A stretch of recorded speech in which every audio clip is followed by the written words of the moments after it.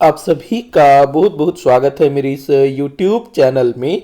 छत्तीसगढ़ सामान्य अध्ययन से संबंधित महत्वपूर्ण प्रश्नों पर हम चर्चा कर रहे हैं, जो कि CGPSC और CG व्यापम द्वारा आयोजित की जाने वाली विभिन्न परीक्षाओं के लिए काफ़ी महत्वपूर्ण हो सकता है।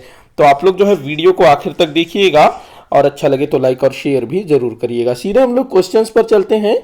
पहला क्वेश्चन दिया हुआ है, छत्तीसगढ़ में जनजातीय जनसंख्या का प्रतिशत कितना है। ये क्वेश्चन जो है काफी बार पूछा गया है कि हमारे राज्य छत्तीसगढ़ में जो जनजातीय जनसंख्या, जनजातीय अर्थात जिनको शेड्यूल्ड ट्राइब भी कहा जाता है ना, ST जिनको कहते हैं, तो उनकी जनसंख्या का प्रतिशत आपको बताना है। तो इनकी जनसंख्या का प्रतिशत होगा 30.6%, या इसको 62 भी कर सकते हैं। तो हमारे छत्तीसगढ़ में टोटल जो जनजातियों की जनसंख्या है 30.62%। अगला क्वेश्चन दिया हुआ है, रायपुर के जय स्तंभ चौक की नींव किसने रखी थी। तो रायपुर में है जय स्तंभ चौक, आप लोगों ने देखा होगा, जो घड़ी चौक से सीधे आप जाएंगे ना तो उस तरफ आपको मिलेगा जय स्तंभ चौक।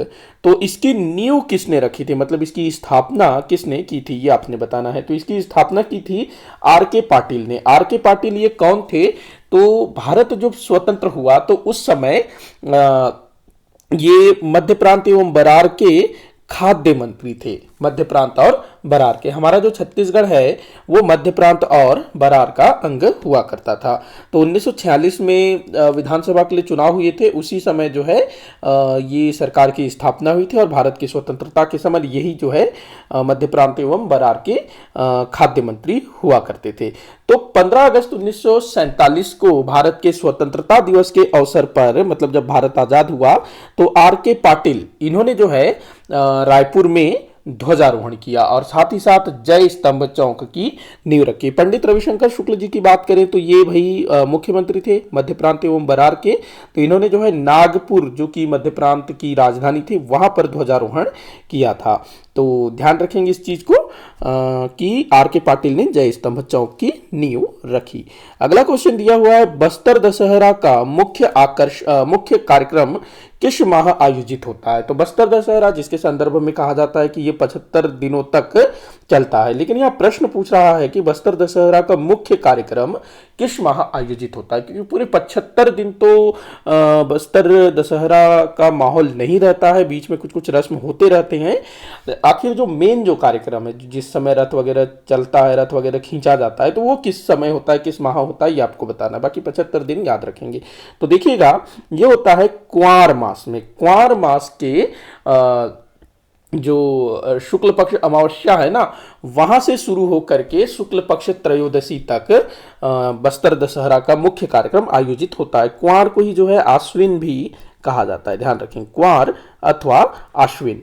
तो इसमें जो है बस्तर दशहरा का मुख्य कार्यक्रम होता है। और क्वार महीने में ही जो नॉर्मल वाला जो दशहरा है ना, जिसमें रावण वध होता है, साथ ही साथ नवरात्र होता है, तो वो भी क्वार अथवा अश्विन महीने में ही होता है। तो ध्यान रखना इस चीज को। अगला क्वेश्चन दिया हुआ है, छत्तीसगढ़ में कितने प्रकार की जनजाति निवास करती है। तो भाई ये क्वेश्चन भी काफी बार पूछा गया है कि हमारे छत्तीसगढ़ में जनजातियों के टोटल कितने प्रकार हैं। तो 42 प्रकार के जनजातीय हमारे छत्तीसगढ़ में पाए जाते हैं, मतलब निवास करते हैं, पाए जाते हैं नहीं कहना चाहिए। अगला क्वेश्चन दिया है, भूमकाल विद्रोह के नायक वीर गुंडाधुर किस जनजाति से थे। तो वीर गुंडाधुर जो है ये धुरवा जनजाति से, ध्यान रखना, मुरिया या फिर गोंड आपको नहीं लगाना है। गुंडाधुर जो है धुरवा जनजाति से थे, जो कि बस्तर जिले का जो दरभा ब्लॉक है ना, वहां पर धुरवा जनजाति के लोगों का बहुत ज्यादा संकेंद्रण देखने को मिलता है, दरभा ब्लॉक। इसके अलावा इनका जो गांव है उसका नाम याद रखेंगे नेतानार। ये भी आपसे पूछा जा सकता है ना कि इनका जन्म स्थल कहाँ था, गांव कहाँ था, तो नेतानार के ये निवासी थे। अगले क्वेश्चन को हम देखते हैं, छत्तीसगढ़ की सबसे बड़ी जनजाति समूह कौन सी है। बड़ा ही आसान क्वेश्चन है भाई, सबसे बड़ी जनजातीय समूह गोंड जनजाति है हमारे छत्तीसगढ़ की। अगले क्वेश्चन की तरफ चलते हैं कि छत्तीसगढ़ ही नहीं, देश की सबसे बड़ी जनजातीय समूह है। अगला क्वेश्चन दिया है, संतोष टॉक, ये टॉक होना था यहाँ पर, ये जो लगता है ना, ये लगता, संतोष टॉक का संबंध किससे है। संतोष टॉक का संबंध किससे है, ये आपको बताना है। तो भाई ये बांसुरी वादक हैं, संतोष टॉक बांसुरी बजाते हैं। अगला क्वेश्चन हम देखते हैं, पंडित सुंदरलाल शर्मा जी का जन्म किस स्थान पर हुआ था। तो इनका जन्म स्थल आपको बताना है, सुंदरलाल शर्मा जी का, तो इनका जन्म हुआ था राजिम में। राजिम में एक गांव है चमसूर, गांव का नाम भी आपको याद रखना है, चमसूर। आगे देखते हैं सोनाबाई रजवार का संबंध किस क्षेत्र से। तो भाई सोनाबाई रजवार जो है मिट्टी शिल्प कला से संबंधित हैं और ये जो है ना अपने सरगुजा क्षेत्र से इनका संबंध है, मिट्टी शिल्प कला, ध्यान रखेंगे सोनाबाई रजवार। अगले क्वेश्चन को हम देखते हैं, निम्न में से कौन एक मौर्यकालीन स्थल है। तो मौर्यकालीन स्थल आपको बताना है यहाँ पर। अच्छा क्वेश्चन हो सकता है, इस तरह के क्वेश्चन जो है पूछे जाते हैं। तो देखिए अगर हम गावर घाट की बात करें तो ये एक जलप्रपात है, सीतामढ़ी हरचौखा ये गुफा है जो कि रामायणकालीन स्थल है, और कोटाडोल यही जो है मौर्यकालीन स्थल है। कोटाडोल के संबंध में एक और चीज याद रखेंगे कि ये जो है गोपद और बनास नदियों का संगम स्थल भी है, गोपद और बनास नदी जो कि कोरिया जिले के क्षेत्र में आते हैं, कोटाडोल मौर्यकालीन पुरा स्थल। अगला क्वेश्चन हम देखते हैं, गोंड जनजाति की कितनी उपजातियां हैं। ये भी बड़ा आसान क्वेश्चन है भाई, मैंने कुछ आसान और कुछ कठिन क्वेश्चन रखने की कोशिश की है। तो गोंड जनजाति की 41 उपजातियां हैं।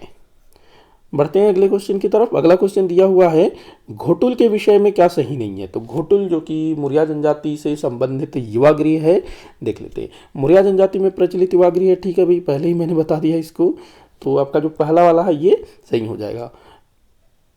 दूसरा है, मुरिया जनजाति के अविवाहित युवक युवती इसके सदस्य होते हैं, बिल्कुल ठीक है। घोटुल की शुरुआत लिंगोपेन नामक देवता द्वारा की गई थी, बिल्कुल, तीनों ही कथन जो है सत्य हैं। तो यहाँ आपका कथन हो जाएगा उपरोक्त तीनों सही है, द जो है आपका उत्तर होगा। अगले क्वेश्चन को देखते हैं, सरगुजा के महेशपुर नामक पुरातात्विक स्थल किन धर्मों के साक्ष्य प्राप्त हुए। तो सरगुजा में है महेशपुर, ये आपको ध्यान रखना है और बताना है कि यहाँ पर किन किन धर्मों के पुरा स्थल प्राप्त हुए हैं, मतलब किन किन धर्मों के साक्ष्य यहाँ से हमको मिलते हैं। तो देखिएगा यहाँ से हमको एक तो शैव मिला है, वैष्णव मिला है, जैन मिला है। जैन धर्म से संबंधित ना जो जैन तीर्थंकर हैं ऋषभ नाथ जी, उनकी प्रतिमा मिली है। तो यहाँ पर इन तीनों धर्मों के साक्ष्य हमको देखने को मिलते हैं। तो 1 2 3 आपका जो है उत्तर होगा, बौद्ध का यहाँ नहीं मिलता। 1 2 3 जो स है वो आपका उत्तर होगा।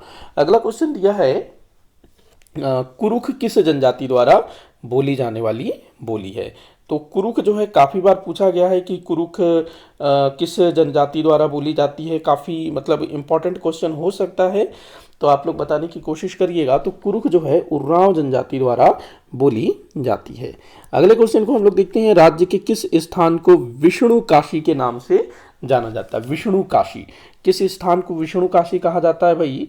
तो जो सिवरी नारायण है ना, इसको विष्णु काशी के नाम से भी जाना जाता है। सिवरी नारायण जिसको पहले सबरी नारायण आदि नामों से जाना जाता था ना, ये वही स्थल है जहाँ पर माता सबरी ने श्री राम जी को अपने जूठे बेर खिलाए थे। तो सिवरी नारायण ध्यान रखेंगे। अगर खरोद की बात करें तो ये खरदूषण की हत्या यहाँ पर हुई थी, और बालपुर की बात करें तो यहाँ पर अपने जो पांडे बंधु है ना, उनकी ये जन्म स्थली है बालपुर। पीथमपुर की बात करें तो पीथमपुर कहाँ पर है, तो जांजगीर चांपा जिले में है। आगे बढ़ते हैं अगले क्वेश्चन की तरफ। अगला क्वेश्चन दिया है, सुमेलित करने को बोला जा रहा है। एक तरफ जनजाति दिया है, दूसरी तरफ पारंपरिक कार्य। देख लेते हैं, कंवर जनजाति इनका कार्य जो है सैन्य कार्य है। इस तरह के क्वेश्चन काफी पूछे जाते हैं। कोरकू जनजाति का काम होता है मिट्टी खोदना। कोल जनजाति, अच्छा खैरवार दिखना है ना, खैरवार कत्था निकालने का काम करते हैं। कोल जो है कोयला खोदने का काम करते हैं। तो आप लोग कूट मिला लीजिए और कूट के हिसाब से आंसर दीजिए। अगला क्वेश्चन दिया है, घटारानी जलप्रपात किस जिले में है। काफ़ी फेमस स्थल है, खास करके जो रायपुर वगैरह के जो लोग हैं ना, रायपुर और उसके आसपास के लोग, वो इसको बड़ी आसानी से बता सकते हैं कि ये गरियाबंद जिले में है, घटारानी जलप्रपात। अगला क्वेश्चन दिया है, प्रसिद्ध कुकुरदेव का मंदिर किस जिले में है। तो भाई कुकुरदेव का मंदिर जो है बालोद जिले में है, ध्यान रखेंगे। इस तरह के क्वेश्चन बनते हैं।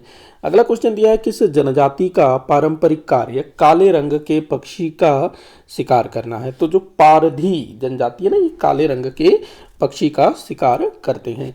अगला क्वेश्चन दिया है, महात्मा गांधी जी के द्वितीय छत्तीसगढ़ प्रवास के समय वे किन किन जिलों में गए थे? तो हमारे जो महात्मा गांधी जी हैं ये 1933 में छत्तीसगढ़ राज्य की यात्रा पर आए हुए थे नवंबर महीने में। तो इन्होंने जो है इस समय लगभग 5-6 दिन हमारे छत्तीसगढ़ में व्यतीत किए। तो कहाँ कहाँ ये गए थे आपको बताना है। तो देखिएगा, ये गए थे रायपुर गए थे, धमतरी गए थे, दुर्ग गए थे, बिलासपुर भी गए थे। सबसे पहले ये जो है दुर्ग जाते हैं, फिर वहाँ से रायपुर, फिर धमतरी, धमतरी से फिर बिलासपुर, फिर वापस रायपुर आकर के फिर गोंदिया के लिए निकल जाते हैं। गोंदिया होते हुए उस तरफ कोई सा जगह है उधर चले जाते हैं ये। तो इन चारों स्थलों में वो जो है गए थे, चारों जिलों में, रायपुर, धमतरी, दुर्ग, बिलासपुर, ध्यान रखना। तो आपका उत्तर हो जाएगा द।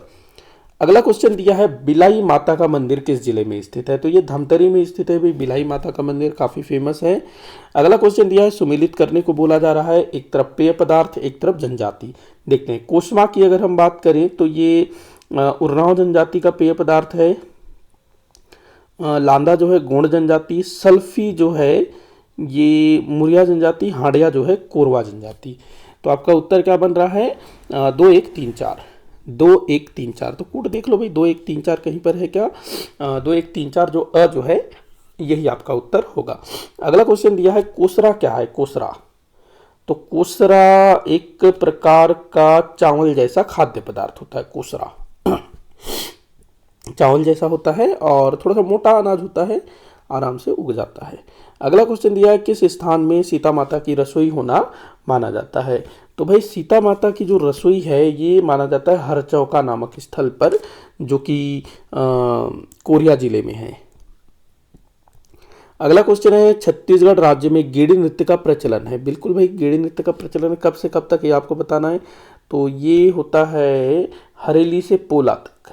हरेली अमावस्या के दिन जो है गेड़ी नृत्य प्रारंभ किया जाता है, जो कि आगे लगभग 1 महीने तक होता है, और पोला के दिन जो है गेड़ी को जो है विसर्जित किया जाता है। तो ध्यान रखेंगे इसको, गेड़ी नृत्य।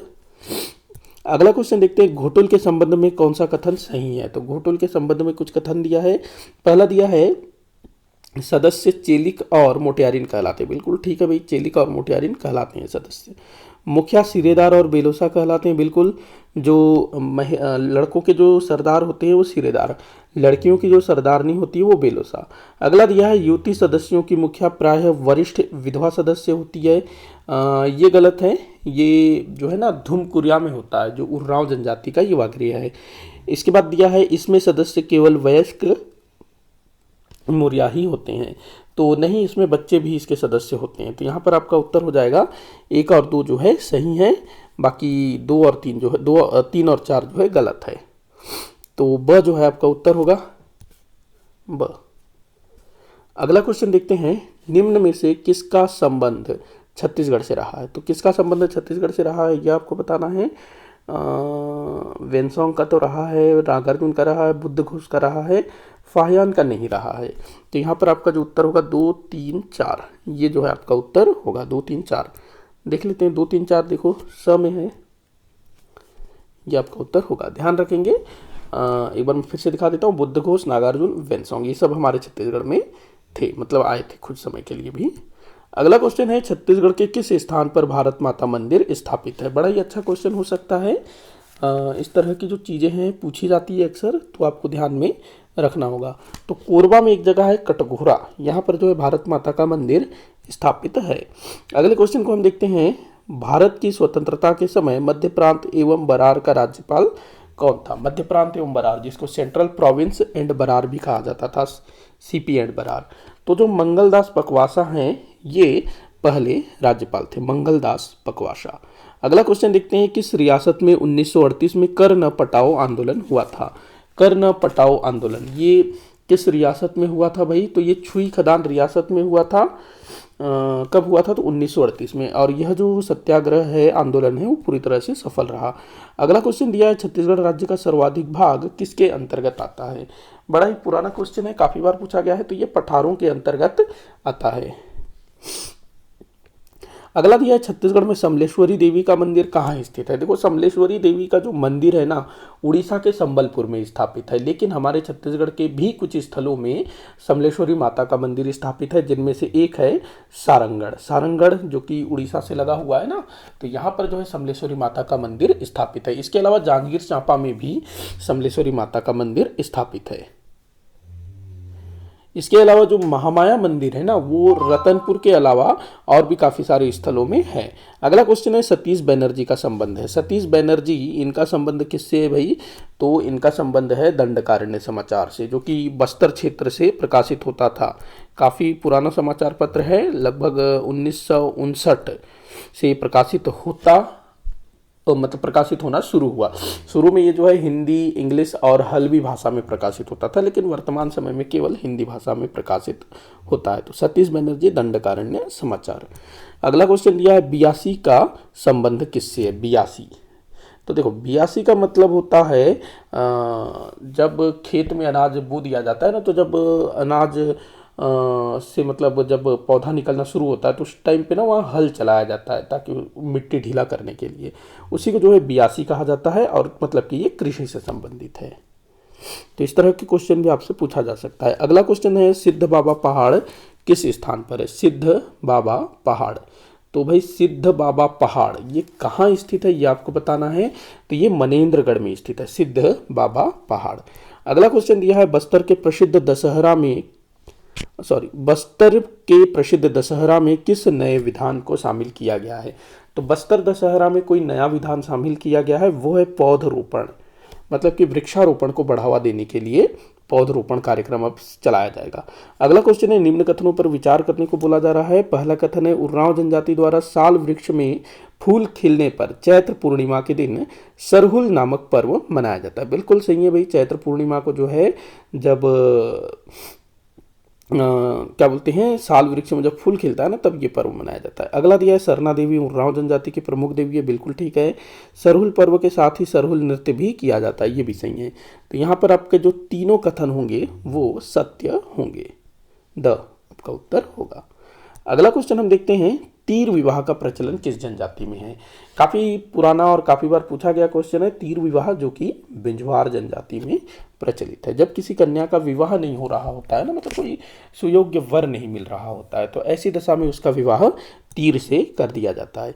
अगला क्वेश्चन है छत्तीसगढ़ की सबसे पिछड़ी जनजाति कौन सी है? ये क्वेश्चन भी काफी बार पूछा जा चुका है। पिछड़ी जनजाति वो है अबुझ माड़िया। अगला है अंगादेव किस जनजाति में प्रचलित है? तो ये मुरिया जनजाति में प्रचलित है भाई अंगादेव। बढ़ते हैं अगले क्वेश्चन की तरफ। मुकुटधर पांडेय को किस वर्ष पद्मश्री सम्मान से सम्मानित किया गया? तो जो खास लोग हैं ना जिनको पद्मश्री पद्म भूषण मिला है, तो कब मिला है ये आप लोग थोड़ा सा देख लीजिएगा, पूछा जाता है। तो 1976 में इनको जो है पद्मश्री सम्मान मिला है। हमारे छत्तीसगढ़ के पहले व्यक्ति जिनको पद्मश्री सम्मान से सम्मानित किया गया है। अगला क्वेश्चन है राज्य के किस स्थान पर शहीद वीर नारायण सिंह स्मारक बनाया जाएगा? तो ये जो है होना है नवा रायपुर में, वीर नारायण स्मारक, शहीद वीर नारायण स्मारक। अगला क्वेश्चन दिया है श्रीकांत वर्मा के किस रचना को साहित्य अकादमी पुरस्कार से सम्मानित किया गया? बड़ा ही अच्छा क्वेश्चन है। श्रीकांत वर्मा जो कि एक कवि हैं, तो इनकी एक रचना है मगध, इसी को जो है साहित्य अकादमी सम्मान से सम्मानित किया गया है। अगला क्वेश्चन दिया है आरंग का भांड देउल मंदिर किस धर्म से संबंधित है? तो आरंग का जो भांड देउल मंदिर है ना, ये जैन धर्म से संबंधित है, ध्यान रखेंगे, जैन धर्म का इससे संबंध रहा है। अगले क्वेश्चन को हम देखते हैं किरण अग्रवाल का संबंध किस खेल से है? तो भाई शतरंज से संबंधित है किरण अग्रवाल का संबंध। अगला क्वेश्चन दिया है काष्ठ निर्मित सुंदर तंबाकू पात्र का प्रचलन किस जनजाति में? तो काष्ठ का मतलब होता है लकड़ी से बना हुआ तंबाकू पात्र, तो ये मुरिया जनजाति में बहुत ज़्यादा फेमस रहा है। आजकल थोड़ा सा खो रहा है, प्लास्टिक की डिब्बियाँ यूज कर रहे हैं, बट पहले काष्ठ निर्मित लकड़ी डिब्बियाँ यूज होता था। अगला क्वेश्चन है किस जनजाति का संबंध उत्तरी छत्तीसगढ़ से नहीं है? उत्तरी छत्तीसगढ़ से कोरवा जनजाति उत्तरी छत्तीसगढ़ में है, कोरकू है, कोल है, लेकिन कोया जो है ये दक्षिणी छत्तीसगढ़ में है। ये महाराष्ट्र, आंध्र प्रदेश, छत्तीसगढ़ के एरिया में देखने को मिलते हैं ये जनजाति। अगला क्वेश्चन दिया है कोंडा गांव के किस स्थान पर मक्का प्रोसेसिंग सेंटर, मतलब कि मक्का प्रसंस्करण केंद्र स्थापित किया गया है? तो कोकोड़ी करके एक गाँव है कोंडा गांव के आसपास, तो वहाँ ये स्थापित किया गया है। अगला क्वेश्चन है डॉक्टर गिरीश चंदेल किस विश्वविद्यालय के कुलपति नियुक्त हुए हैं? तो इंदिरा कला संगीत विश्वविद्यालय का इनको कुलपति नियुक्त किया गया है। अगला क्वेश्चन दिया है, घोटुल नामक युवा गृह किस जनजाति में प्रचलित है। बड़ा ही आसान क्वेश्चन है भाई, मुरिया जनजाति में इसका प्रचलन देखने को मिलता है। इसी के साथ आज का ये वीडियो यहीं पर समाप्त होता है। आप लोग मुझे कमेंट करके बताइएगा कि आपसे कितने क्वेश्चन सॉल्व हुए। किसी भी क्वेश्चन में कोई भी डाउट हो जरूर बताइएगा। वीडियो को आखिर तक देखने के लिए बहुत बहुत धन्यवाद।